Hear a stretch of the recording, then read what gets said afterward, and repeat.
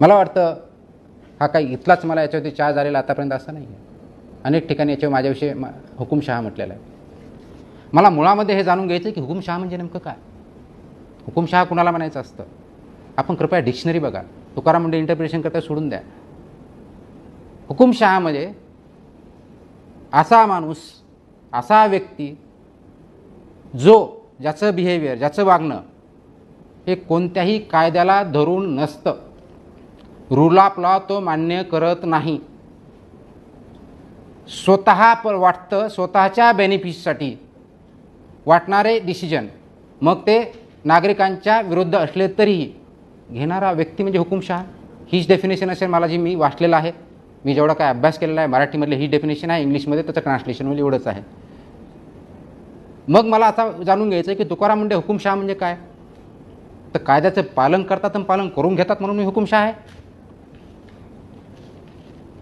लोकांचं हित कशाचं आहे, पब्लिक इंटरेस्ट कोणता आहे त्याला प्राधान्य देतात, फक्त इंडिव्हिज्युअल इंटरेस्टला प्राधान्य देत नाही म्हणून मी हुकुमशहा आहे.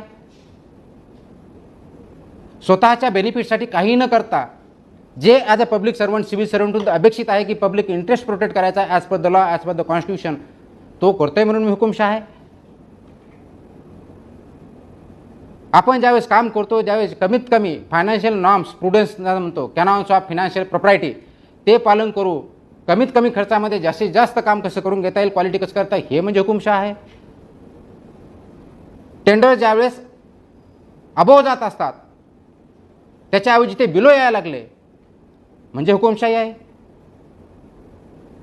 का, ज्यांची कुणाची मोनोपॉली होती त्यांचा इंटरेस्ट जपला जात होता, त्यांच्या म्हणण्याप्रमाणे काम होतं. आज त्यांच्या म्हणण्याप्रमाणे काम होत नाही म्हणून त्यांची मोनोपॉली ब्रेक झाली म्हणून मी हुकुमशहा झालो.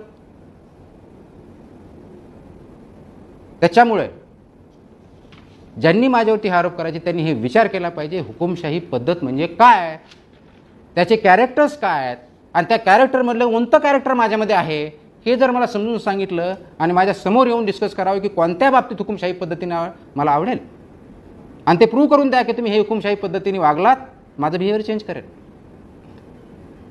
पण ते तर आपण करू शकत नाही. कोरोनाचं वॉर चालू असताना, महामारी चालू असताना अनेक लोक रस्त्यावरती भीक मागणारे असतील, होमलेस असतील, त्यांना जेवणाचा प्रश्न होता. ज्यांच्याकडे रेशन कार्ड नाही आहेत यांच्या जीवन मरणाचा प्रश्न होता. आपल्याला माहितीसाठी सांगतो, 15 लाखपेक्षा जास्त जेवण डेली 50,000पेक्षा